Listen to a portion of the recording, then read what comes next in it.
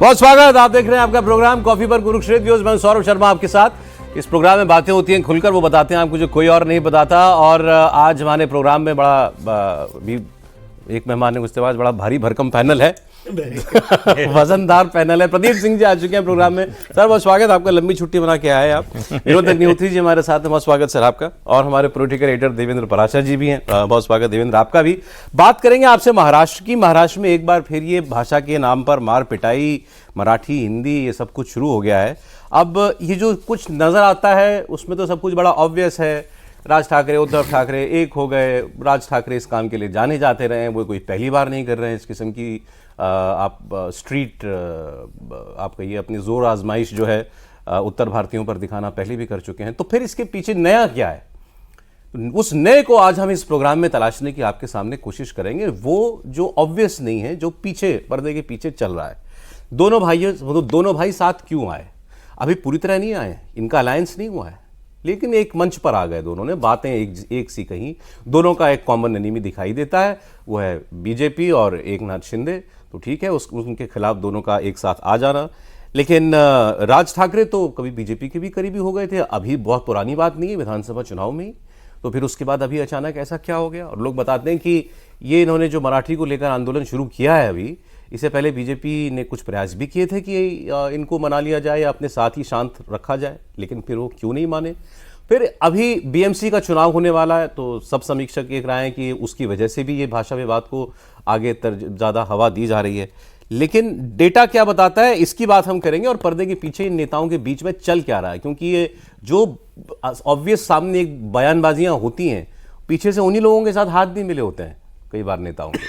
और महाराष्ट्र में तो इतने पार्टियां हो चुकी हैं, इतने स्टेक्स हैं अलग अलग लोगों के और नेताओं के, तो उसके बीच में से आज कुछ नई बात हम लोग ढूंढेंगे। सर पहली नज़र में क्या दिखता है ये आज जैसे हुआ? एक इन्होंने एक गुजराती बोलने वाले दुकानदार के साथ मारपीट की थी राज ठाकरे की पार्टी के लोगों ने, मामला वो बढ़ गया। आज उस व्यक्ति के समर्थन में गैर मराठी लोगों ने एक मार्च निकाला था, उसके विरोध में मनसे ने आज अपना मार्च निकालने की कोशिश की। उस मार्च में आज पुलिस के साथ जो है उनकी कुछ तनातनी भी हुई है, कुछ लोग हिरासत में भी लिए गए। लेकिन जो हमें रिपोर्टर से ग्राउंड में पता चला, उस मार्च को ग्राउंड सपोर्ट था राज ठाकरे के मार्च को, अच्छी खासी भीड़ भी उसके अंदर आई थी। तो कुछ सेंटिमेंट मुंबई में बन रहा है क्या एंटी नॉर्थ इंडियन या गैर मराठी लोगों के खिलाफ? दो डूबते हुए लोग तिनका खोज रहे हैं कि तैर जाएं उसके सहारे। राज ठाकरे की कोई राजनीतिक हैसियत कभी बनी नहीं। जब तक बाला साहब ठाकरे के साथ रहे तो एक भ्रम बना हुआ था कि उनके जैसा बोलते हैं, उनकी शैली है, वही राजनीतिक वारिस होंगे, और राज ठाकरे आ जाएंगे तो तूफान आ जाएगा, शिवसेना नंबर 1 की पार्टी हो जाएगी। तो उन्होंने छोड़ दिया। इसी तूफान में जब बाला साहब ने तय किया कि उद्धव ठाकरे को विरासत सौंपेंगे अपनी, और उसके बाद से ज़ीरो हो गए। मैक्सिमम जो 2009 में उनके 12 एमएलए जीते थे, उसके बाद कभी उसके बाद जो है आज की तारीख में महाराष्ट्र विधानसभा में उनका एक भी विधायक नहीं है। 2009 में 13 जीते थे, 14 में 1, 19 में 1, 24 में 1 भी नहीं जीता। ये तो ये उनकी राजनीतिक हैसियत है। ठाकरे नाम सरनेम होने के बावजूद, और राजनीतिक हैसियत काम से बनती है, केवल नाम से नहीं। ये एकनाथ शिंदे ने करके दिखाया। एकनाथ शिंदे के साथ तो ठाकरे सरनेम है नहीं, और उन्होंने सीधा झगड़ा मोल लिया उद्धव ठाकरे से। उस समय सबको लगता था कि सिंपैथी जो है उद्धव ठाकरे को मिलेगी। धोखा दिया है, गद्दार कहा जा रहा था बहुत से जो उद्धव ठाकरे के समर्थक थे उनके द्वारा। लेकिन एकनाथ शिंदे ने साबित किया कि ज़मीन पर लोग उनके साथ हैं। शिवसैनिकों का एक बड़ा तबका उनके साथ है, और उसी का नतीजा हुआ कि लोकसभा में भी जब बीजेपी के गठबंधन ने बहुत खराब किया, तब भी एकनाथ शिंदे की पार्टी ने उद्धव ठाकरे की पार्टी से बेहतर परफॉर्म किया, और विधानसभा में तो बहुत ही बेहतर किया है। तो दो चुनाव का टेस्ट एकनाथ शिंदे पास कर चुके हैं। लेकिन एकनाथ शिंदे परेशान दिख रहे हैं इसमें। मराठी का मामला है, उनकी पार्टी के नेता ने जो उसी बेल्ट को ठाणे से ही हैं एकनाथ शिंदे, वहीं सब कुछ हो रहा है। उनकी पार्टी के विधायक ने तो ये कहा, मंत्री भी हैं शायद, उन्होंने कहा कि इनको तो इजाज़त मिलनी चाहिए थी अपना मोर्चा निकालने की, राज ठाकरे की पार्टी को। मैं बात करूंगा पुलिस कमिश्नर से, वो तो समर्थन में आ गए। नहीं, ऐसा है कि मराठी का विरोध कोई मराठी नहीं, महाराष्ट्रियन नहीं कर सकता है। आप कहेंगे कि मराठी भाषा के समर्थन में हम कोई कार्यक्रम कर रहे हैं, उसका विरोध करने कोई नहीं आएगा। लेकिन ये भी है कि आप कहें कि हिंदी के विरोध में हम ये कार्यक्रम करने जा रहे हैं, तो कुछ लोग आ जाएंगे, लेकिन वो टिके रहेंगे, इसकी भी गारंटी नहीं है। देखिए, ऐसा है कि ये झगड़ा जो है शुरू हुआ जब दोनों प्रदेश बने, तब से है। एक फॉल्ट लाइन बनी हुई है मराठी और गुजराती की। उस समय बड़ा झगड़ा हुआ था, बल्कि इस पर जो है दंगे भी हुए थे कि मुंबई कहाँ रहे, महाराष्ट्र में कि गुजरात में। गुजराती चाहते थे गुजरात में रहे, क्योंकि मुंबई में एक कब्जा, एक तरह से कहिए व्यापार पर, कहिए दूसरी जगहों पर, वो गुजरातियों का था। फिर एक सजेशन आया कि इसको एक केंद्र शासित क्षेत्र बना दिया जाए, वो भी नहीं हुआ। आखिर में महाराष्ट्र के साथ मुंबई रही।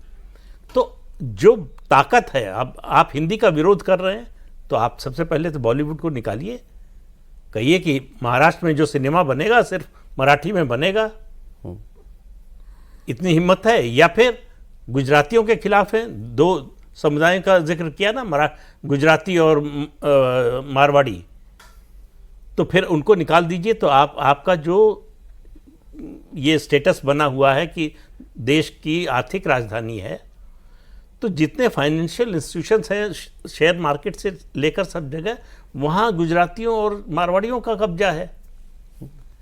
तो ये भावना भड़काना तो आसान है। देखिए, कोई नहीं कहेगा, गुजराती भी नहीं कहेगा कि हम मराठी के खिलाफ हैं, कोई उत्तर भारतीय भी नहीं बोलेगा, कोई नहीं बोलता। और उत्तर भारतीयों में अगर आप मुंबई में जो रहा है देखा हो, तो जो नई पीढ़ी है वो सब मराठी बोलते हैं, पढ़ते हैं, लिखते हैं। उनके घर में हिंदी का अखबार आता हो ना आता हो, मराठी का अखबार आता है। और ये करके आप दरअसल कर क्या रहे हैं, आप कुएं के मेढक बनना चाहते हैं। आप महाराष्ट्र से बाहर महाराष्ट्र के युवकों के लिए सारे अवसर बंद करना चाहते हैं। हिंदी मत पढ़ो, हिंदी मत सीखो। सबसे ज़्यादा अपॉर्चुनिटी किसी भारतीय भाषा में रोजगार की, व्यापार की है तो वो हिंदी में है। तो आप वो रास्ता बंद कर रहे हैं। और जबकि हिंदी को थर्ड लैंग्वेज और इलेक्टिव बना दिया गया था। इलेक्टिव ये भी नहीं कंपलसरी है। कंपलसरी होती तब आप विरोध करते, तब भी समझ में आता है। दूसरा, ये कॉलोनियल माइंडसेट, अंग्रेजी का विरोध नहीं करेंगे, हिंदी का विरोध करेंगे। आपने कहा डूबते को तिनके का सहारा, दोनों एक दूसरे के लिए तिनका बने हुए हैं। मतलब ये डेस्परेट बिल्कुल डेस्परेट अटेम्प्ट है। देखिए, राज ठाकरे का तो मेरा मानना है कुछ है नहीं। ये सिर्फ गुंडागर्दी करने के अलावा कि उत्तर भारतीयों को पीटो, उनको मारो, इसके अलावा उन्होंने अपनी पूरी राजनीति में कुछ किया नहीं है। कोई उपलब्धि नहीं है उनकी कोई विचारधारा नहीं है। एक दिन मोदी की प्रशंसा करते हैं, दूसरे दिन गाली देते हैं। एक दिन शरद पवार से मिलते हैं, दूसरे दिन उनके खिलाफ बोलते हैं। एक दिन उद्धव ठाकरे को तो बहुत समय से विरोध कर रहे हैं, अब उद्धव ठाकरे से दोस्ती हो गई। देवेंद्र फडणवीस के यहाँ मिलने चले जाते हैं, उनके खिलाफ बोलते हैं। तो वो क्या हैं ये पता नहीं, उनको भी मालूम है कि नहीं। तो उनकी कोई राजनीतिक हैसियत महाराष्ट्र की राजनीति में है नहीं। उद्धव ठाकरे के लिए पॉलिटिकल सर्वाइवल का सवाल है। ये जो स्थानीय निकाय के चुनाव होने वाले हैं, खास तौर से बीएमसी के जो चुनाव हैं, वो तय करेंगे कि उद्धव ठाकरे की पार्टी का सर्वाइवल कितना लंबा होगा। सर्वाइवल, बिल्कुल सर्वाइवल का सवाल है। अच्छा। अगर यहाँ एकनाथ शिंदे और बीजेपी मिलकर बेहतर करते हैं तो फिर उद्धव ठाकरे के लिए बहुत कठिन हो जाएगा, क्योंकि यही BMC he bread and butter है उद्धव ठाकरे की पार्टी का। अच्छा, मैं आपको डेटा देता हूं तो उससे भी क्लियर हो जाएगा। जो पिछला चुनाव हुआ था 2017 में चुनाव हुआ था, 3 साल पहले हो जाना चाहिए था, चुनाव नहीं हुआ। उसमें बीजेपी को 82 सीटें, शिवसेना को 84 सीटें। शिवसेना यूनाइटेड तब थी, तो शिवसेना का कुछ दबदबा है मुंबई शहर पर। सर, मैं लेकिन अगला सवाल मैं ये करना चाहता हूँ, ये सारी लड़ाई भाषा के नाम पर हो रही है और वो भी मुंबई शहर में ज़्यादा। मुंबई के बाहर तो हम कुछ ऐसा देख नहीं रहे। मैं ये पूछना चाहता हूं, क्या दिल्ली, मुंबई ऐसे शहरों का कोई रीजनल कैरेक्टर बचता है क्या, बचा हुआ है क्या? क्या आप आज दिल्ली को नॉर्थ से बांध सकते हैं, या मुंबई को मराठी से जोड़ सकते हैं, या दिल्ली को पंजाबी या हिंदी से जोड़कर देख सकते हैं? मैं एक थोड़ा सा डेटा आप मुझे ज़्यादा दे दें, क्यों मैं ये कह रहा हूँ। मुंबई में कौन सी भाषाएं बोली जाती हैं, इसका आप डेटा निकाल लीजिए। 29%, 35% बोलते हैं मराठी, 35% बोलते हैं सिर्फ, इससे ज्यादा नहीं। मुंबई में 29% बोलते हैं हिंदी, 12% बोलते हैं उर्दू, 11.5-12% बोलते हैं गुजराती, भोजपुरी बोलने वाले 2% है, तमिल बोलने वाले 2.5% है, तेलुगु बोलने वाले 2% है। कैसे आप ये कुछ कोंकणी बोलने वाले भी होंगे, कोंकणी बोल मतलब और भी होंगे अलग अलग महाराष्ट्र लोगों की से। भाषा हो गई तो आप दिल्ली में निकाल लें तो दिल्ली में भी इसी प्रकार का आपको कुछ ना कुछ मिलेगा, हर भाषा का। देखिए दिल्ली और मुंबई ये दो शहर रीजनल तो है ही नहीं, ये ग्लोबल है, ये ग्लोबल है। अंग्रेजी बोलने वाले भी यहाँ सबसे ज्यादा होंगे मुझे लगता है, और इनको रीजनल में आप बांध भी नहीं सकते। दिल्ली में भी इस तरह की बीच बीच में पहले राजनीति होती थी, जब पंजाबी वर्चस्व था उत्तर भारतीयों को लेकर, खासकर बिहार और पूर्वी उत्तर प्रदेश के लोगों को लेके यहाँ कंटेम्प्ट था लोगों में, लेकिन धीरे धीरे यहाँ की डेमोग्राफी ने अब ऐसा कर आज दिया। भी मिल जाते हैं ऐसे लोग। हाँ, लेकिन अब उनको लगता है कि राजनीति, भाई यहाँ पर आक्रमण हो गया यूपी या बिहार। हाँ, लेकिन वो कोई लेकिन पॉलिटिकल इशू नहीं बन पाता कभी नहीं। है, क्योंकि अब कोई पार्टी अफोर्ड नहीं कर सकती दिल्ली में उत्तर भारतीयों को, यानी उत्तर भारतीय नहीं पूर्वांचलियों को गाली दे करके पॉलिटिक्स ही नहीं कर सकती। मुंबई की जहां तक बात है कि मुंबई में क्या है कि उद्धव ठाकरे के सामने, राज ठाकरे के जैसा प्रदीप जी ने कहा, मैं भी सहमत हूं कि उनकी वो तो राजनीति को तो कोना तलाश रहे हैं। लोकसभा चुनाव 2019 में नरेंद्र मोदी के खिलाफ प्रचार कर रहे थे, बड़ी बड़ी रैलियां उन्होंने, बड़ी पब्लिक आ रही थी, सुन रही थी, लेकिन बीजेपी जीती थी वहां पर। और उसके बाद फिर वो बीजेपी के साथ चले गए। उनका एक तो उद्धव ठाकरे के सामने सबसे बड़ी दुविधा क्या है, उद्धव ठाकरे के सामने क्या है, हिंदुत्व की राजनीति का में अगर वो लौटते हैं तो वो बीजेपी सबसे बड़ी पार्टी है हिंदुत्व की, बीजेपी का कॉपीराइट है, होलसेल डीलर वो है हिंदुत्व की, आप उसकी बी टीम बनिए या तो। अब उनके सामने एक ही रास्ता है, मराठी स्वाभिमान, महाराष्ट्रीय अस्मिता जो है, क्योंकि बाला साहब ठाकरे ने जब शुरू किया था तो महाराष्ट्र अस्मिता से ही शुरू किया था, गुजरातियों के खिलाफ, तमिलियों के खिलाफ, बाद में वो हिंदुत्व पर आ गए थे। तो उद्धव ठाकरे अब मराठी के मुद्दे को लेकर के अपनी एक राजनीति, क्षेत्रीय राजनीति करना चाहते हैं, जैसे स्टालिन तमिलनाडु में कर रहे हैं तमिल अस्मिता के लिए, कि ममता बनर्जी बंगाल में बंगला अस्मिता की बात करती, वो उसी राजनीति को, उसी रास्ते पर उद्धव ठाकरे जाना चाहते हैं। क्योंकि बीजेपी और कांग्रेस दो पार्टियां ऐसी हैं, ये एक सीमा के बाद क्षेत्रीय राजनीति नहीं कर सकती, दोनों राष्ट्रीय पार्टियां हैं। बीजेपी की भी सीमाएं हैं, उसको महाराष्ट्र से बाहर भी पॉलिटिक्स करनी है। कांग्रेस इसीलिए उस मीटिंग में नहीं गई, जब बुलाया भी गया था जहां राज और ठाकरे, कांग्रेस बहुत अनकंफर्टेबल है, क्योंकि उसके सामने समस्या, जो बिहार में भी चुनाव लड़ना है, उत्तर प्रदेश में लड़ना है, वो कैसे उनके साथ जाएगी, तो वो उसके लिए दुविधा है। तो उद्धव ठाकरे अब उस पिच पर बैटिंग करना चाहते हैं, और राज का उनको साथ मिल गया है। तो बीएमसी का चुनाव इसका लिटमस टेस्ट होगा, टेस्ट केस होगा कि उनका ये कार्ड कितना चलता है इसमें, क्योंकि अब अच्छी खासी संख्या उत्तर भारतीयों की भी मुंबई में है। बता देता हूँ, 1.25 करोड़ आबादी है मुंबई की, 1.25 करोड़, और उसमें अनुमान ये है, क्योंकि सेंसस तो आखिरी 11 में हुआ था, 35 लाख नॉर्थ इंडियंस रहते हैं मुंबई में। 1.25 करोड़ की आबादी में 35 लाख नॉर्थ इंडियंस है सर, और उस 35 लाख में भी 25 लाख बिहारी हैं। 35 लाख ये होंगे, फिर गुजराती भी होंगे, तमिल भी होंगे, हाँ, गैर महाराष्ट्रियन जो है उनको भी आप जोड़िए। तो जब आप मराठी की बात करेंगे तो वो पूरा एक ब्लॉक पोलराइज होगा, ये भी तो होगा ना। तो इसलिए इतना आसान नहीं है। उस मराठी ब्लॉक में भी एक प्रॉब्लम है सर, जो कोशिश बीजेपी कर रही है कि इसको हिंदू का मुद्दा बना दो। हाँ, बीजेपी हिंदुत्व का मुद्दा, बीजेपी इसको हिंदू का मुद्दा बनाना चाहती है, इसलिए उसके नेता आशीष शेलार ने बोला, एक नारायण राणे के बेटे जो है नितेश राणे, उन्होंने बोला, या निशिकांत दुबे ने यहाँ दिल्ली से बोला कि आप मुसलमानों से बुलवा के दिखवा लो मराठी, मुसलमान बोल दें। अब वो सीधे सीधे नहीं बोलते हैं, कोई कहता है जावेद अख्तर से बुलवा के दिखा दो, आमिर खान से बुलवा के दिखा दो। नितेश राणे ने कहा कि उस इलाके में जाके जरा करके गुंडागर्दी दिखाओ, मारपीट करके दिखाओ। कैसे करेंगे? वो वोट उद्धव ठाकरे को मिला है पिछले साल। हाँ, नहीं, राज ठाकरे के लिए कहा, राज के लिए कहा, जिनका कोई वोट नहीं है, उनकी भी हिम्मत नहीं है। देखिए, ये मेरा मानना है कि देवेंद्र फडणवीस की कमजोरी से हुआ, इनको ये मौका मिला। एक समय मुंबई में और महाराष्ट्र में उत्तर भारतीयों के खिलाफ बड़ा तेज अभियान चला था शिवसेना का। चंद्रशेखर जी उस समय प्रधानमंत्री थे, उन्होंने फ़ोन किया बाला साहब ठाकरे को, कहा मैं चंद्रशेखर बोल रहा हूँ, आज शाम 5 बजे तक पूरे महाराष्ट्र में उत्तर भारतीयों के खिलाफ जो कुछ हो रही है हिंसा बंद हो जानी चाहिए, नहीं तो अपने देश के लोगों की रक्षा के लिए मुझे किसी राज्य सरकार के किसी कंधे की ज़रूरत नहीं पड़ेगी। अच्छा, और बंद हो गया। अच्छा, तो अब जब आप दोनों तरफ खेलने की कोशिश करेंगे, गुडी गुडी बने रहना चाहेंगे, लॉ एंड ऑर्डर ऐसे नहीं कंट्रोल होता। लॉ एंड ऑर्डर हमेशा आयरन हैंड से ही कंट्रोल होता है। सर टू बी फेयर, अभी भाषा के नाम पर लॉ एंड गुंडा- ऑर्डर की स्थिति अभी खराब हुई नहीं, नहीं लॉ एंड ऑर्डर ऐसे तो की है। सिचुएशन बनी ये- नहीं है। नहीं लॉ एंड ऑर्डर ही तो है, एक दुकानदार को जाके आप पीटने लगे। हुआ है अभी, मतलब वो भाई, इश्यू अभी हाथ से नहीं निकला नहीं, है। हम दुकान पर जाए, हम डरते हुए जाए भाई, नहीं हो रहा है इसलिए कि हम डरते हुए जाएं। अब हमको डर लग रहा है कि हम हिंदी में बोले, मराठी तो हमको आती नहीं, तो दुकान हम क्या खोलेंगे ना करें? खोले, दुकान खोलेंगे ना खोले।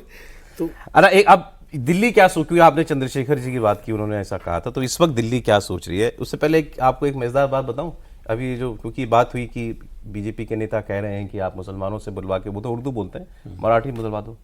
मुंबई में रहने वाले मुसलमानों में भी 70% नॉर्थ इंडियन है, हाँ, उत्तर उत्तर प्रदेश प्रदेश सब बिहार से नॉर्थ ही से गए। आए हुए बिहार हैं। के हैं। हाँ मैं तो कितनों को जानता हूँ जो आजमगढ़, जौनपुर और इधर से हैं, हाँ, तो- उत्तर प्रदेश के। मतलब उसमें भी वैसे- सिलेक्टिव है। नॉर्थ इंडियन जो है प्रॉब्लम, वो भी गैर मुसलमान से ही है, मुसलमान नॉर्थ भाई, इंडियन से हरियाणा प्रॉब्लम नहीं पंजाब है। के लोगों का बहुत बड़ा कंट्रोल है वहाँ, जो अब ट्रांसपोर्ट सर दिल्ली कुछ इस बात को लेकर चिंतित है जो महाराष्ट्र में हो रही है? देखिए कंट्रोवर्सी बड़ी ना हो ये तो कंसर्न रहेगा ही। और आप इसके पहले भी आपने देखा होगा कि सुरेश भैया जी जोशी ने जो कहा कि मराठी थोपनी नहीं चाहिए, उसके बाद सफाई देना पड़ा तुरंत, जबकि उन्होंने ऐसी कोई बात नहीं कही लोग बड़ी थी। जल्दी डिफेंसिव हो जाते हैं।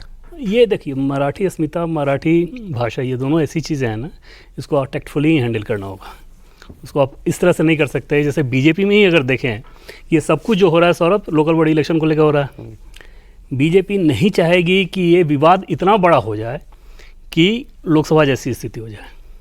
विधानसभा चुनाव में एक है तो सेफ हैं जैसे नारे ने बीजेपी को रिजल्ट दिया, लोकसभा चुनाव में मराठा आरक्षण के सहारा है, मराठी प्राइड को उन लोगों ने ज़्यादा कर दिया, उसका नुकसान हुआ बीजेपी को, बीजेपी गठबंधन को।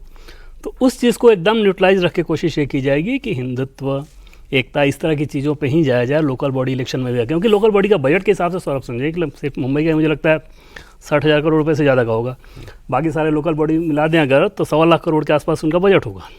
तो इतनी बड़ी संपत्ति जहाँ हो तो उद्धव ठाकरे और के पास public तो connect वही एक सुविधा। सहारा है ना। दूसरी चीज़ कि लोकल बॉडी का जो कैरेक्टर है वो अभी भी पूरी तरह से रीजनल माइंडसेट वाला है। अब जैसे जो मराठी वोटर आप कह रहे हैं सौरभ की 35% है, उस 35% का जब वोटिंग परसेंटेज आप देखेंगे ना तो 80-90% वो लोकल बॉडी में वोट करते हैं। अच्छा, दूसरी तरफ जो नॉन मराठी लोग हैं उनके लिए लोकल बॉडी इलेक्शन इतना इंपॉर्टेंट नहीं होता। वो विधानसभा में खुल के वोट करेंगे, वो लोकसभा में और ज़्यादा खुल के वोट करेंगे। तो लोकल बॉडी का कैरेक्टर मराठी डोमिनेटेड है। जब बीजेपी भी आप देखेंगे कि बीजेपी या शिवसेना जो शिंदे वाले हैं जब अपने कैंडिडेट का अनाउंसमेंट करेंगे तो इनके मराठी कैंडिडेट ज़्यादा होंगे। तो उस प्राइड को चोट पहुँचा के बीजेपी का गोल क्या है बीएमसी इलेक्शन को लेकर के? मतलब अपने दम पर जाना या एकनाथ शिंदे भी अच्छा निश्चित तौर करेंगे? पे शिंदे के साथ, कर- निश्चित तौर पे शिंदे के साथ रहना। और इन लोगों के लिए ज़रूरी ये समस्या है कि अगर राज ठाकरे को आप लेके आते हैं कांग्रेस छिटकेगी। राज ठाकरे आपके टेबल पे कुछ नया लेके नहीं आ रहे हैं। जो ऑलरेडी, जैसे राज ठाकरे अभी तक लोकल बॉडी की अगर बात कर लें तो सबसे ज़्यादा सीट उनकी 28 आई है। दूसरी तरफ उद्धव ठाकरे ने अपने दम पे आज तक, शिवसेना ने बाला साहब के ज़माने से कभी लोकल बॉडी अपने दम पे नहीं जीता। हर बार किसी न किसी के सहारे ही आपकी सरकार बनी। तो उस कंडीशन में अगर कांग्रेस भी छिटक जाए तो इनके लिए ज़्यादा मुसीबत होगी। बीजेपी के लिए वैसी कोई मुसीबत वाली बात उद्धव नहीं, इस बशर्ते- मामले पे इतने अग्रेसिव नहीं है। हाँ, उनको पता है ना कि ये ज़्यादा अगर हम किए तो अच्छा, अधिकांश लोकल बॉडी में अगर आप देखेंगे जो उद्धव ठाकरे के लिए भी ज़्यादा चिंता की बात है कि बाला साहब के लिए मुंबई से ज़्यादा प्रिय ठाणे हुआ करता था, जहाँ से एकनाथ शिंदे आ रहे हैं। ठाणे लोकल बॉडी में आज कहीं है ही नहीं। आप उल्लासनगर कहीं रहेंगे नहीं, नवी मुंबई कहीं रहेंगे नहीं, विरार, वसई विरार की बात कर लें वहाँ पे हेमंत और बीजेपी आमने दो सवाल मेरे और रह गए। ये बताइए कि आप इस बात से सहमत हैं कि ये उद्धव ठाकरे के लिए सर्वाइवल की बात है बीएमसी का इलेक्शन? इसमें कोई दो राय नहीं कि उनको, इनके पास अब सत्ता के लिए यही चीज़ चाहिए। और जैसा कि मैंने कहा कि लोकल बॉडी मराठी कैरेक्टर का है, वो चाहेंगे कि सत्ता की कम से कम ये जगह अगर उनके पास रहे तो मोर देन हैप्पी रहेंगे। विधानसभा का दर्द उनके पास कम रहेगा। Okay. इनकी सीटें भी देखें तो 10 सीटें कहाँ से आई? एमएमआर रीजन से ही आई है। At any cost Uddhav Thackeray को ये चाहिए। पूरा ये अगर इसमें गए बाहर तो फिर जो अभी जैसे उनके काउंसिलर पिछली बार सौरभ जो जीते थे 84, 60-65 उनको छोड़ के जा चुके हैं। अच्छा, तो जमीन एकदम से खिसक जाएगी अगर इस पर बाहर गए। अब दूसरी बात, राज ठाकरे के का बीजेपी की सोच क्या है राज ठाकरे को लेकर? कभी इनके बेटे को चुनाव लड़ाना चाहती है वो विधानसभा चुनाव में, कभी मोदी जी की तारीफ करते हैं, सही आपने कहा, कभी कोसने लगते हैं। इसमें अभी हम तो ये भी सुन रहे हैं कि इस इशू से पहले भी बीजेपी टच में थी इनसे। इसमें दो चीज़ें सौरभ। पहली बात तो ये है कि विधानसभा चुनाव में टच में थी इनके बीजेपी। बेटे को चुनाव लड़ाया गया और बेटा का जो पोजीशन रहा उसके बाद इनकी राजनीतिक औकात बीजेपी को भी समझ में आ गई कि भाई कहाँ है, अपनी सीट, एक सीट अपने इनके बेटे नहीं निकाल पा रहे हैं। आदित्य ठाकरे दूसरी तरफ जीत रहे हैं, बहुत मुश्किल से जीत रहे हैं। इन दोनों का एक मंच पे आपने एक बहुत दिलचस्प चीज़ उसमें देखे होंगे कि दोनों की पत्नियां थी साथ, दोनों सिस्टर हैं, और इनकी राजनीतिक महत्वाकांक्षा की लड़ाई तो थी सिस्टर है, हाँ कज़न है। अच्छा, और इनकी दोनों की राजनीतिक महत्वाकांक्षा की लड़ाई तो थी, पर्दे के पीछे वहाँ भी ज़बरदस्त टसल थी, इसलिए सामने ला के मैसेज दिया गया कि अब नहीं सब भाई ठीक है। अब एकदम सब ठीक है। तो उस कंडीशन में बीजेपी को पता है कि राज ठाकरे बहुत ज़्यादा उसके उनके लिए रह नहीं गए हैं, और इस तरह के कंडीशन में बीजेपी तो शिंदे के ऊपर दबाव रखेगी सीटों को लेके, तो राज ठाकरे को कितना ही एकोमोडेट कर सकती है। तो वहाँ पर इनके पास यही चाह रहा है कि हम उद्धव के साथ जाएँ, मराठी प्राइड, मराठी अस्मिता, उसके सहारे जो सीटें अब जीत सके। लेकिन राज ठाकरे इतने मूडी नेता हैं, महाराष्ट्र के पत्रकार ये बताते हैं कि जब शाम होती है तो इनके दिन की शुरुआत होती है, मेहनत करने की आपको आदत नहीं, ग्राउंड पे आप मेहनत नहीं करते, तो सिर्फ डायलॉगबाजी से कितना काम चलना, वो भी डायलॉगबाजी ऐसी कि मूड के हिसाब से स्विंग होते रहता है। हर भाषण में यही होता है, कान के नीचे लगा दो, मुझे तो यही याद आता है। तो ये इस वक्त मतलब राज ठाकरे को कोई गंभीरता से लेता नहीं महाराष्ट्र में। एंटरटेनमेंट का सामान हो गए हैं, सुनने के लिए खूब आते हैं लोगों को, भाषण सुन के मजा आता है, अच्छा लगता है, बस उसके बाद उन जितने लोग आए हैं उसमें से 5% भी उनको वोट देने के लिए तैयार नहीं। ये है राज ठाकरे की राजनीतिक हैसियत। 2019 में इतनी भीड़ होती थी इनको सुनने के लिए, मैंने तो उसमें महाराष्ट्र कवर कर रहा था, लगता था कि उद्धव ठाकरे तो उड़ जाएंगे, हाँ उड़ जाएंगे, और राज ठाकरे बहुत बड़ी फोर्स बन रहे हैं, और फंडिंग कहाँ से थी वो सब मालूम है, वो पूरा उनको जो है कैसे प्रॉपअप किया गया था, और उन जहाँ सीटों में गए वहाँ बीजेपी जीती। इसलिए भी ज्यादा बात उद्धव ठाकरे की हमको करनी चाहिए। उद्धव ठाकरे का की पार्टी का हिंदुत्व कैरेक्टर पूरी तरीके से इरोड हो चुका है, आप मानते हैं? अब बिल्कुल जिस तरह से वो लोकसभा चुनाव में या मुख्यमंत्री बनने के बाद से जो रुख उन्होंने अपनाया, उसके बाद हिंदुत्व के पिच पर उनके लिए मतलब वो तो एक तरफ कुआं एक तरफ खाई वाली बात है। अगर वो लौटेंगे तो मरेंगे, नहीं लौटेंगे तो मरेंगे, दोनों तरफ उनके लिए मुश्किल है। आप याद कीजिए ना, हम ही लोग विधानसभा चुनाव की बात करते थे, क्योंकि इन्होंने बहुत पहले इंडिकेशन दे दिया था कि मैं बीएमसी का इलेक्शन अकेले लड़ूंगा, हाँ। मतलब इस कांग्रेस और एनसीपी के साथ नहीं लड़ूंगा। तो यही चर्चा थी कि अब शायद इनको रियलाइज हो गया है कि भाई मुझे अपनी पुरानी पिच पर जाना ही पड़ेगा। हाँ, लेकिन सवाल यह है कि अभी जो उनको विधानसभा और लोकसभा में सीटें मिली हैं वो कांग्रेस के साथ के कारण जो मुस्लिम वोट मिला उसके कारण मिली है। सही बात है। तो ठीक है, शरद पवार का ये मतलब अब तो शरद पवार के साथ हैं भी नहीं, पहले भी नहीं लड़ने वाले थे क्योंकि बीएमसी में कुछ है नहीं उनकी पार्टी का, एनसीपी शरद पवार का। कांग्रेस का निश्चित रूप से है, लेकिन बहुत घट गया है, क्योंकि कांग्रेस की असली स्ट्रेंथ जो है लंबे समय तक उत्तर भारतीय थे, जो अब बीजेपी के साथ चले गए। तो इसलिए जो है कांग्रेस का भी नॉर्थ इंडियन कांग्रेस का वोटर था मुंबई में। हाँ हाँ, अच्छा, पूरी तरह से बड़े बड़े नेता ज्यादातर ये होता था, अपवाद छोड़ दें तो उत्तर प्रदेश, बिहार में खासतौर से उत्तर प्रदेश में जिसकी सरकार होती थी जिस पार्टी की, उसके साथ जो है उत्तर भारतीय जो है मुंबई का रहता था। कांग्रेस सत्ता में रही तो उसके साथ रहा, जैसे जैसे कांग्रेस सत्ता से बाहर होती गई बीजेपी आगे बढ़ती गई, राज्य में फिर केंद्र में, तो बीजेपी से जुड़ते गए। तो ये बीजेपी के लिए प्रॉब्लम नहीं है नॉर्थ इंडियन और मराठी साथ में रखना? नहीं, इसमें कोई प्रॉब्लम नहीं है बीजेपी के लिए। जो उन्होंने अभी प्रदेश अध्यक्ष बनाया है वो मेरा मानना है कि पॉलिटिकली बहुत समझदारी का कदम उठाया है। पहली बार इस तरह से बीजेपी ने एक संकेत दिया है कि वो किसी मराठा को लीडर के रूप में प्रोजेक्ट करने जा रही है, या कहें प्रमोट करने जा रही है। और कहाँ से आते हैं वो? शिंदे और उद्धव ठाकरे का जो गढ़ है ठाणे जिले से आते हैं। डोंबिवली कल्याण से जो है विधायक है, चौथी बार के विधायक है, और वहाँ उनका बड़ा असर है, और उस पर से जो है मराठा है। ओके। तो कुल मिलाकर उनका बनना, प्रदेश अध्यक्ष बनना, ये शिंदे और उद्धव ठाकरे दोनों के लिए परेशानी का कारण है, और कोंकण और सिंधुदुर्ग में भी असर है इनका। ओके। तो बीजेपी का बिहेवियर एक बड़ी पार्टी वाला बिहेवियर है, मतलब सबको साथ, नेशनल पार्टी है, उसको तो सबको साथ लेकर चलना ही पड़ेगा। वो उस तरह कर ही नहीं सकती वो मराठी पिच चली जाए, या वो हिंदुत्व की पिच तो उसकी अपनी पिच है, लेकिन उसको तो एक बड़ी पार्टी के रूप में रहना। अब जरा कुछ बयानों की बात कर लें, क्योंकि बयान इस बार बड़े मजेदार। जब ये सौरभ चुनाव होगा लोकल बॉडी का, तब बिहार में चुनाव हो रहे होंगे, तो जो भी यहाँ बोला जाएगा उसका असर वहाँ होना है। वहाँ पड़ेगा। तो बयानों में ये कि जब ये हुआ तो सबसे पहले बीजेपी की तरफ से जो कठोर बयान आया वो था निशिकांत दुबे का, जो सांसद हैं, और वो काफ़ी कठोर बयान था। उन्होंने तो यहाँ तक मतलब अपने बयान में साबित करने की कोशिश की भी आप फाइनेंशियल कैपिटल हो तो किसके दम पर हो, वहाँ व्यापार करने वाले कौन लोग हैं, बड़े बड़े इंडस्ट्रियलिस्ट कौन हैं, मराठी बोलने वाले लोग हैं क्या, कौन है वो। फिर उन्होंने ये कहा कि ठीक है तुम अपने घर में शेर हो तो यहाँ आ जाओ, इतने बहादुर हो तो बिहार में आ जाओ, झारखंड में आ जाओ, यहाँ करके दिखाओ जो तुम करो, तुम मानेंगे तुम में बहुत दम है। मैं तो बहुत अच्छी तरीके से बोल रहा हूँ कि उन्होंने बहुत खरी बात, बस ऐसे शब्दों में बात को कह दी थी। तो उसका जवाब फिर संजय राउत ने दिया। संजय राउत ने सारा इस घुमा करके देवेंद्र फडणवीस के सर पे डाल दिया कि आप सहमत हैं संजय राउत की बात से, निशिकांत दुबे की बातों से जो उन्होंने कहा, मतलब शेर कुत्ता सब कुछ कर दिया था उन्होंने उस बयान में। तो ये किसी भरोसे पे बोल रहे थे, किसी मतलब मैंडेट पे, या ये अपने निशिकांत दुबे की जो पर्सनालिटी है उनकी, वो ऐसे ही एकदम से बहुत बेबाक अंदाज में कोई बात कह लेते हैं, चाहे राजनीतिक बात हो, मतलब पॉलिटिकली करेक्ट जो हुआ जाता है या उसका जो असर पड़ सकता है उसकी परवाह बहुत ज़्यादा नहीं करते, कई बार बैकफायर करता है उनका स्टेटमेंट। तो पार्टी के हिसाब से या पार्टी की सोची समझी रणनीति वो पार्टी के द्वारा कहलाया गया है, इसका सब ऐसा कोई दूर दूर तक इसकी संभावना इस लिहाज से नहीं कि देवेंद्र फडणवीस ने खुद उनके बयान को खारिज कर दिया।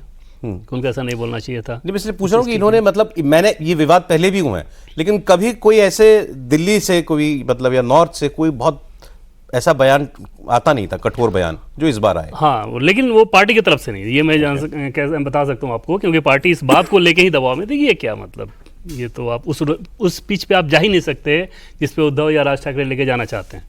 ये तो उनके पिच पे खेलने जैसा हो गया। राज्य में आपकी सरकार है, इस बात तो मतलब अगर गुंडागर्दी हो रही है तो उसको रोकने का काम आपकी राज्य सरकार का है। इसीलिए तो देवेंद्र फडणवीस को बोलना पड़ा।